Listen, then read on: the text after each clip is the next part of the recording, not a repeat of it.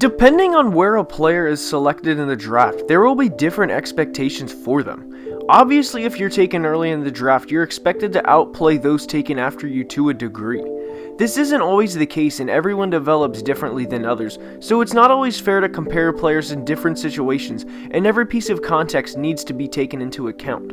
With that being said though, there were still some rookies this past year that disappointed, and that brings us to the topic of today's video, is 5 first-round picks that disappointed in 2019. Now this does not mean I don't think these players have potential to improve down the road and over the course of their careers, as sometimes it takes a player a few years to get used to the NFL and what it demands out of them both physically and mentally.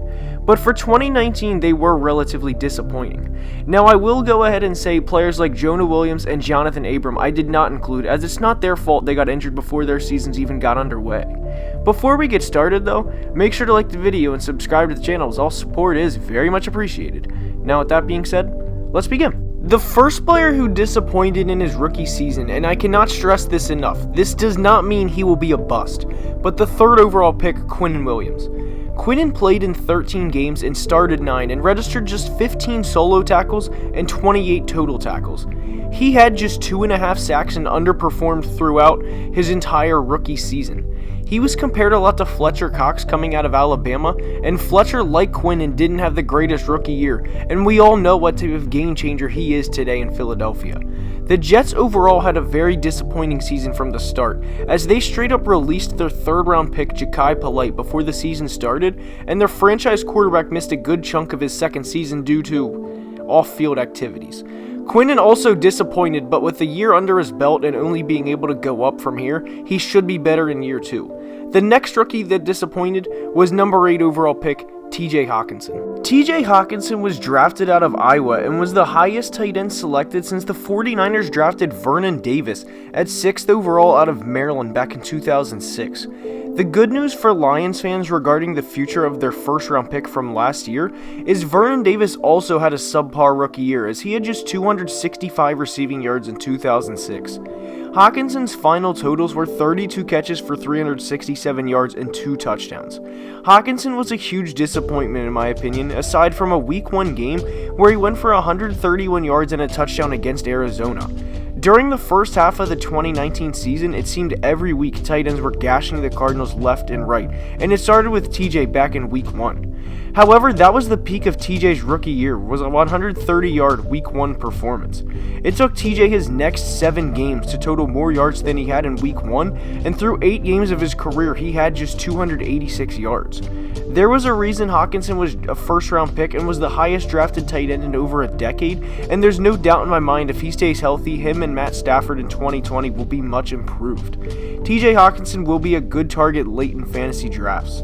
The next rookie that disappointed was Chargers defensive lineman Jerry Tillery. The Chargers selected Jerry Tillery with the 28th pick in the first round, and when they made the selection, I thought it was a reach to say the least. Most mocks I had seen up until draft day usually had him going around where my Vikings were selecting in the 2nd round, which was 50th overall. In Tillery's rookie season, he played in 15 of the Chargers' 16 games and started 3 of them.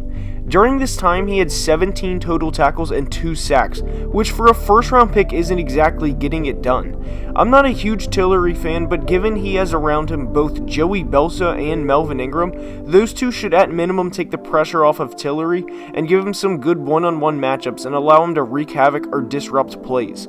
There was a reason Tillery was looked at relatively high coming out of Notre Dame, and although I think the Chargers reached on him, he was still a top 50 player, and with that type of talent and opportunity, he can only go up in year 2. I admittedly don't watch a lot of Chargers games being a Vikings fan, but the few that I watched this year, I wouldn't have even known he was on the field, and I expect that to change with a year in the league under his belt. The next rookie that disappointed was the very next pick, Seahawks defensive end LJ Collier. LJ Collier played in 11 games as a rookie and had a total of 3 combined tackles. To say that's underperforming as a first-round draft pick is an understatement, as I'm sure some Buccaneers offensive players had something near that with how many interceptions Jameis Winston threw. Collier played more than 50% of the snaps in just 1 game and more than 30% of the snaps just 2 other times. He registered 0 sacks, and he will be 25 years old at the start of the 2020 season. LJ needs to perform and fast before he gets out of the league, because the reality is, if he doesn't perform in 2020, he will go into 2021 as a 26-year-old former first-round pick with little to no production to show in his first 2 years. Teams would not want to pay him or play him at that point. Yes, the Seahawks traded for Jadeveon Clowney, but Collier at minimum should have been a rotational rusher, and he was absolutely abysmal in his rookie year. The next rookie that disappointed was Patriots wide receiver N'Keal Harry. I started off the video by saying I didn't include injured players like Jonah Williams and Jonathan Abram, and to be fair to N'Keal, he was injured for a good majority of the year, but when he played, he recorded just 12 catches in 7 games for 105 yards and 2 touchdowns. That's not including a stellar postseason performance where he added just 2 catches for 21 yards. One of the concerns regarding N'Keal when he came out of Arizona State was his ability to separate, and he did not do a great job of that during his rookie season, to say the least. His single game high in catches was just 3, and the highest receiving yards he went for was just 29, and for a first round pick, that's just not getting it done. A huge concern going forward is N'Keal played some teams with not great secondaries down the stretch that included the Eagles, the Bengals, and the Texans, and to make matters worse, he was getting their number 2 corner every time because of his teammate Julian Edelman drawing every number 1. N'Keal was targeted 24 times during his rookie year, including 14 times in the last 2 regular season games, and mustered just 12 catches for a 50% catch rate, which is simply not good. For comparison, Michael Thomas was targeted 185 times and caught 149 of those passes for an 80.5% catch rate. It's not necessarily fair to compare N'Keal Harry to one of the best receivers in the league, but on the same side of the coin, it's also fair to expect him to catch more than half of the balls thrown his way.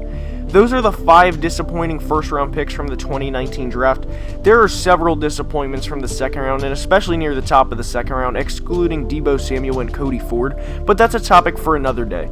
If you're still watching, I appreciate the support and the time out of your day to listen to my input, and make sure to subscribe to the channel, and I'll see you next time. Have a great day.